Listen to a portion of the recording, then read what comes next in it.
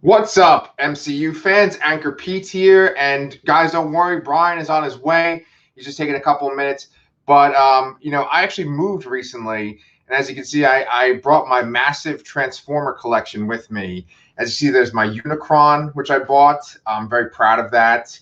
It cost like $6,000, and then I also have all the Transformers from Transformers the movie behind me.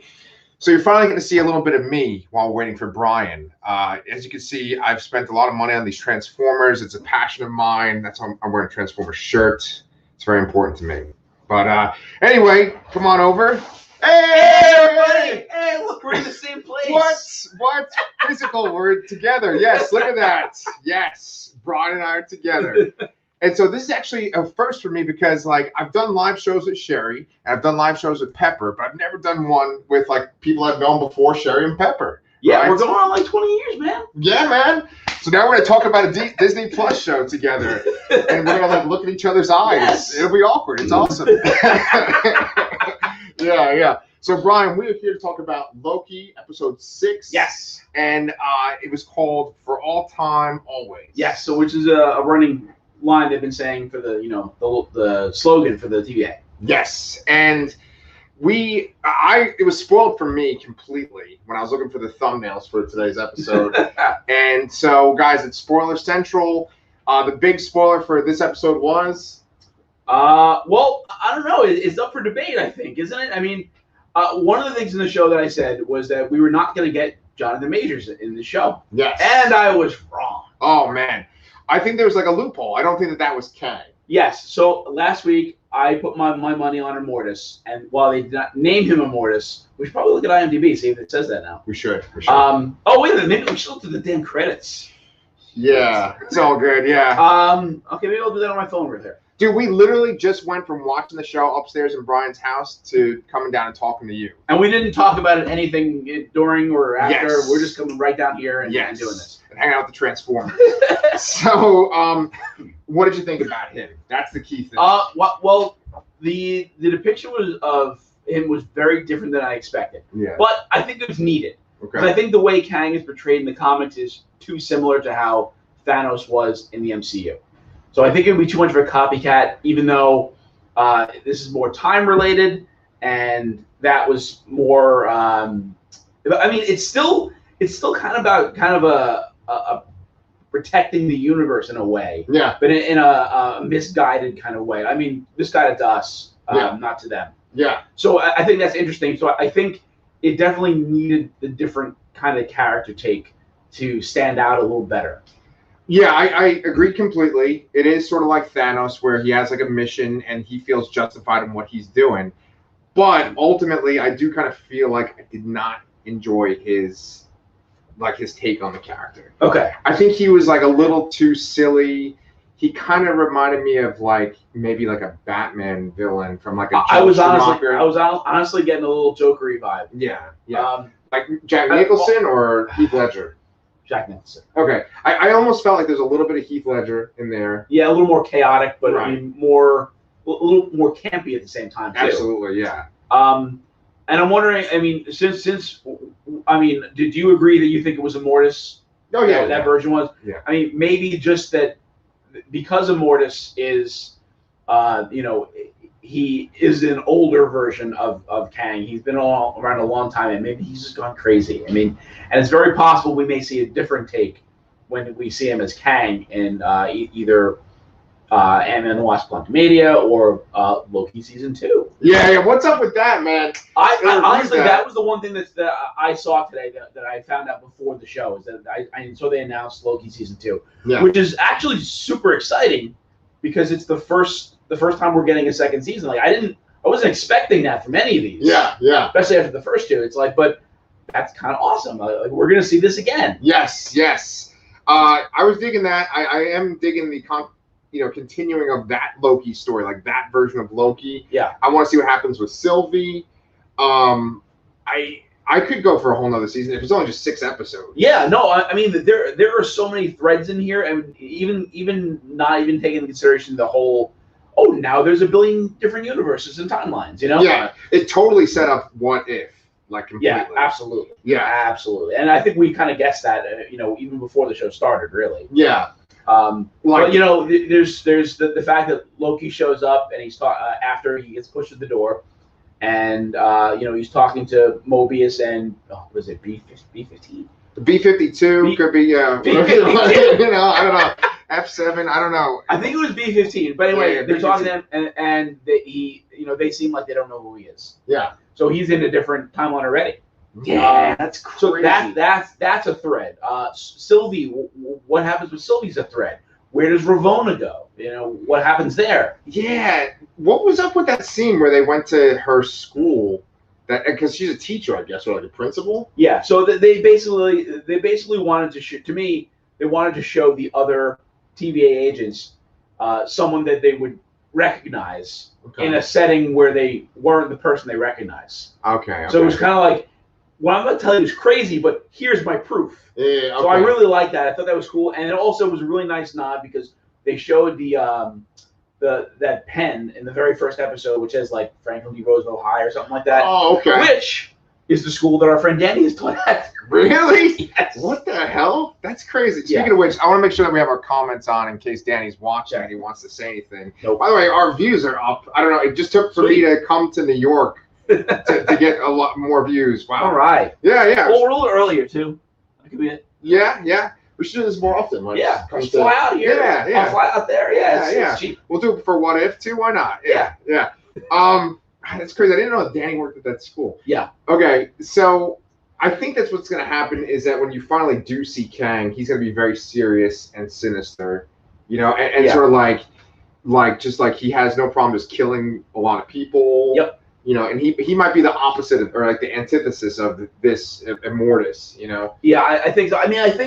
I mean, there are times with Immortus where he's almost a hero. He does heroic things. Mm-hmm. Kang, not so much. Mm-hmm. So I think I think we will see at least slightly different interpretation when we see Jonathan Majors again. Yeah. Now the thing that really threw me off of this episode was that it almost let me down at first too, because when they walked into that Citadel first, they said "He Who Remains," and "He Who Remains" I don't believe is a version of Kang. I think that's an entirely different entity. Oh, probably. If I'm not mistaken. I remember doing all this crazy research the first episode. Yeah. And I just totally dropped the ball after that. It's all good. Yeah. Well, I mean, I've said this a couple of times on our show that there's a lot of people on YouTube that are like, oh, Kang is so lame. Here's why Kang's a lame villain. But they're just able to make this character a lot more compelling. And, with Thanos, for instance, Thanos is a pretty likable character. A lot of people liked Thanos before he was ever in the first Avengers movie. Yeah, I mean, the Infinity Gauntlet is a seminal comic book. It's like it's one of the most famous comic books I would say in Marvel history. I would say absolutely. Yeah, just the image from that comic, like the first cover. Yeah, it's so epic. I remember seeing that as a kid. But yeah, like Thanos, he kind of stood out there. And I remember like in Annihilation, he was good. But just in general, he didn't seem as compelling. Like they certainly made him way more compelling in Infinity War. Absolutely. So I think that they'll do a good job with Kang in this when he finally shows up. Because, like, I didn't think that Immortus seemed intimidating because he was really campy. Yeah. But I think that the main point they got across, what they were trying to do, is like, oh no, there's like a scary version of me coming. Yeah. So they're just like teeing up the ball. Yeah. Yeah. So what did you think? Here's one thing. Like, how you like threw the little goo on the table and it like kind of made different shapes and shapes? Did you like that? Yes. Yeah. Kind of reminded me of like Man of Steel, where they had the shapes that would kind of come out of the wall. Yeah. You know what I'm talking about? Yeah. I like that effect in general. And it kind of, that always seems like, oh yeah, if we evolved, maybe we would have something like this where it's like 3-dimensional. Look, I can actually use props and stuff where it like, it's pyro. That's the difference between my house and your house. There's actually like props I can use here. It's awesome. Yeah, but like, I just like that design, and it showed like all of his different incarnations. Yeah, and I also thought it was interesting too that the moment where you mentioned, oh, we've crossed the threshold where I don't know what happens anymore. Yeah. And then he tried using that goo again, and it didn't work. Yeah, it just like fell limp on the table. Very interesting. Like, oh my goo. Yeah. So, what did you think about Sylvie in this episode? I think I mean this episode was really all Kang. I mean, she didn't, so she didn't really say very much, but she stuck to her character. I mean, she wanted to get to the bottom of who did this to her and basically enact her revenge, and she did. Yeah, good point. And she kind of, I mean, I'm glad that Loki had, I mean, Tom Hiddleston Loki had the opposite view, because it's a nice dynamic, because you saw them coming together, you saw them, you know, falling in love. They kissed, and there was like a soap opera music swell. Yes. And then, you know, they just disagreed, and then, you know, he got kicked out, and she stabbed Kang. I mean, Immortus. Yeah. Well, talking about that kind of the dynamic that you just mentioned, they set themselves up where they said that Loki is the one that you can't trust, the Tom Hiddleston Loki, and she is not able to trust anyone. Yeah. I thought it was a very interesting dynamic. And that, like, I thought that he might betray her, but they showed how in this show how he has evolved. Yeah. Right. Yeah, he I remember early on, because this was a different version of Loki. It's not the same one we've watched grow into the version that died in Infinity War. Yeah. And I think that this Loki has done that. He's completed that journey in a different way. Yeah. Without his brother. So which is extra interesting to me. Yeah. Do you think that we might get a Thor in season 2? Ooh, that's a great question. Get some Chris Hemsworth. Oh well, we did get Chris Hemsworth in the show. What? Did you know that? What? When? He made the sound effect for Frog Thor. Oh my God! That's rivets. Yeah, rivets. Yeah. That's awesome. Okay, that's cool. I didn't know that. That's a nice little detail. Yeah, I mean, Chris Hemsworth is really up in the air because he's currently, one of the longest standing stars. I mean, he's the longest standing major star that's had his own movies. Yeah. And he's getting a 4th movie. Wow. So, what happens after that, I don't know, because I imagine he's tired. Oh yeah. I imagine he doesn't want to, follow that lifestyle constantly, where he has to, eat and exercise constantly and all that crap. Right. Like be shredded. Yeah. I mean, yeah. Like Chris Evans was like, nope, I'm done. Yeah. Robert Downey Jr. just not following people on Instagram or whatever anymore. Right. He's like totally out of it. Yeah. I'm gonna assume that probably the last we'll see of Chris Hemsworth is going to be Thor 4. Love and Thunder. Yeah. Unless it does so well and Taika Waititi comes back. It's like, let's do a third one. Like a trilogy. Yeah. Because really, Thor Ragnarok was like an excellent reboot of those Thor movies. Completely agree. If he didn't come in there and they had something more along the lines of Thor 1 and 2, like that would have been it. 100%. Yeah. Yeah, was it you that told me this, or maybe I just read this online? It was that, like, supposedly Thor: Love and Thunder is just like the weirdest Taika Waititi movie ever. I have heard that Taika Waititi has called this the weirdest movie he's ever made. Wow, that's saying a lot. I mean, we've seen some weird screenshots. I mean, there's some weird costume stores going to be sporting. Yeah. Almost like very 90s looking. Almost like Eric Masters-y Thunderstruck. No, not really. Oh, I mean, you see the like a jacket with like cut off arms or something. For like Thor? Sleeves. Yeah. I haven't seen that. That's cool. Yeah, it looks interesting. So, what do you call it? Would you say that Thor Ragnarok is the weirdest MCU movie? Or is there something weirder? Probably. I think that like Ant-Man can be a little absurd, like when they're like fighting and like there's a giant Thomas the Train or tank engine, right? Yes, that is, but I mean, there's all kinds of weird aliens and stuff. And Thor. Just the humor level also. Yeah. And Jeff Goldblum. Jeff Goldblum's extra eccentric. So here's my follow-up question. Is Loki, the show, weirder than Thor Ragnarok? No. Okay. No. Yeah. I think that like maybe in the last episode when they were in the limbo place and there was Goliath, right, attacking them, that was pretty weird, that whole setup. Well, and the other Lokis with, a crocodile and a classic costume. Yeah. So. Yeah. And I like that they explained what Goliath was. I like that, like, what's interesting about that, too? And I'm sorry, I got to like look at this, how I do it with Sherry, too, is that with Goliath, we kind of compared Goliath to Galactus. Or maybe we didn't even compare Goliath to Galactus. Sometimes I mistake us for like Mr. Sunday and his friend James. They make these comments like, "Oh, me and Brian made a good comment." Oh wait, those are these Australian men.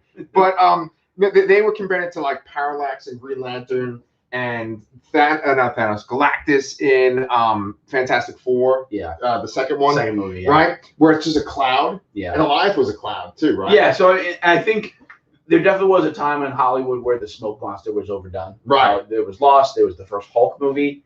Oh yeah. Before all Man. some kind of variant smoke monstery weird cloud, because apparently made some VX discovery about making clouds look really cool. Yeah, right.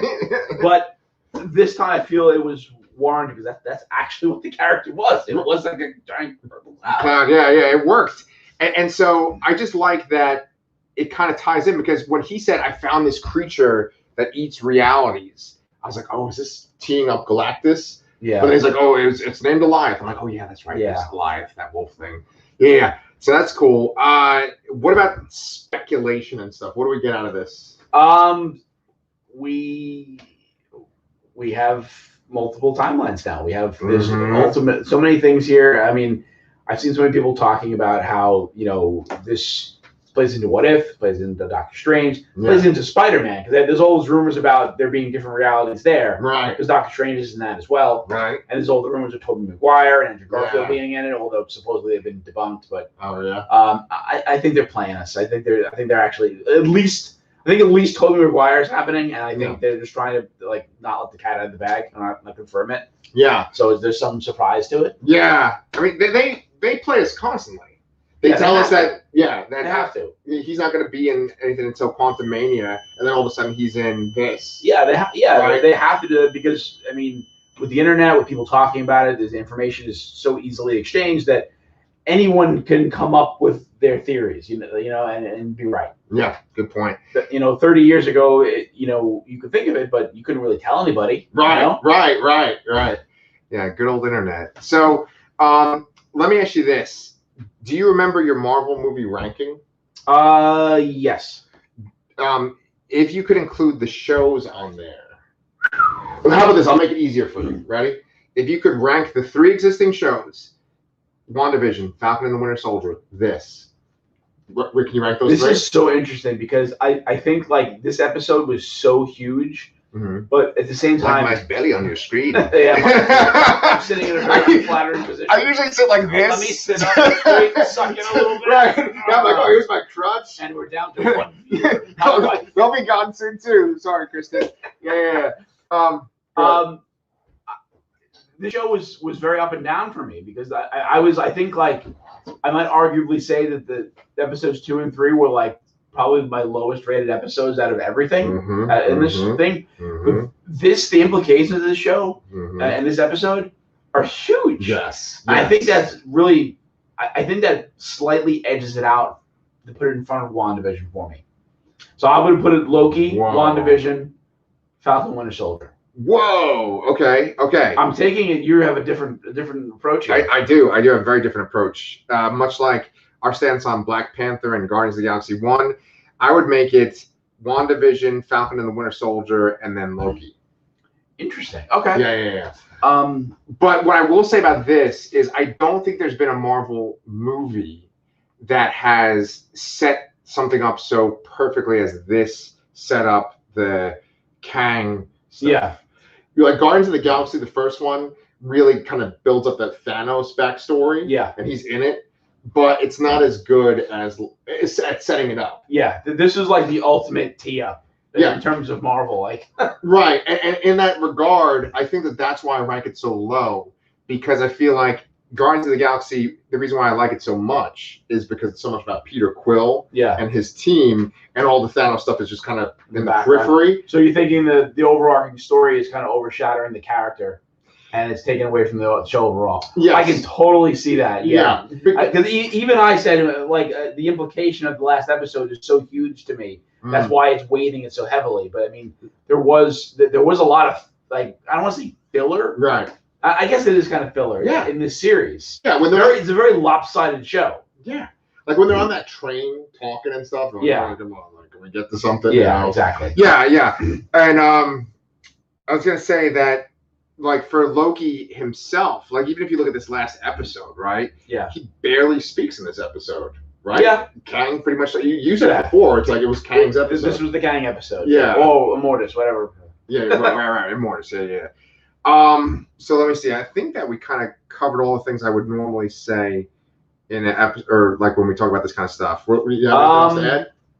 Wow, I don't know. there wasn't much to it. There was just like the little side thing where she takes the guy to see Ravonna. Yep. And then there was just essentially the scene with Immortus explaining everything. Yeah. That's pretty much it. Yeah, I mean, this was a classic TV show cliffhanger that we really, which I feel is different than the other shows we've got. I mean, they were cliffhangers, but they're more. I don't want to say they're. I guess they're more open-ended. Yeah. Maybe not. That's not the right way of putting it. I don't know how to explain it. I feel like these are more plot threads that need to be followed up on. It's like they haven't answered it. It's an unfinished thread where the other one is more like a tee up of another story. Gotcha. Yeah. Right. Exactly. There's just like so much to go into now. Yeah. Yeah. When is What If? I believe it's August 11th. August 11th. Okay. Yeah. Okay. Yeah. So between now and then, we have a lot of stuff to cover though. Still, we have like Masters of the Universe, and we have Transformers. You know, because I think that Brian likes Transformers, as you can see, a little bit. You know, here's a guy named Huffer. Huffer's pretty awesome. Yeah. You guys should see. This is an incredible display that he's got here. But hey, look at this! Oh God, I have to do more work on fixing it up. But yeah, too much stuff. Oh, look at this little Megatron. He's gonna be in the show. He's gonna be in the Transformers. Yeah. Show that we're gonna review. Yeah, show him that top shelf right there too. That's the top shelf. Yeah, show him that. Yeah. Oh God, I can't do it. Wrong way. Wrong way. There we go. There you go. Look at that, guys. That's Overlord. Overlord. Like Computron, Superion, Jetfire, and then back there's like the X-Men Blackbird. Oh yeah. I almost accidentally knocked over one of these guys too. It was kind of scary when that happened. Yes, because he's not easy to replace. Yes. Yeah, but yeah, it's quite a collection. So we're gonna talk about Transformers, you know, coming up too, and then it'll be time for What If down the road. And then Shang-Chi's in September. Oh my God. I mean, so now also too, you're watching The Boys now. I mean, that's a comic book. We're gonna have to cover that now too. Dude, I'm down for that. When's that come back? There was no release date yet. Okay. So, but it should be this year. Okay. Yeah, I just finished season 1. So good. Yeah. So good. Yeah. So that's me and Brian. I'm in Brian's house, and you never know. Maybe you'll see something with like me and Brian and Danny. Who knows? Maybe I'll just be back in Texas. But whatever. But it's been good. How do we shake hands inside of signing off? And if you haven't liked and subscribed, come on, guys. Come join us at Comic Books Transformed. We will see you guys next time. And Brian, you just have to click. Yep. Okay. And then you gotta click again. No, yeah. And then it's like, you know, bad television or YouTubing. Yeah.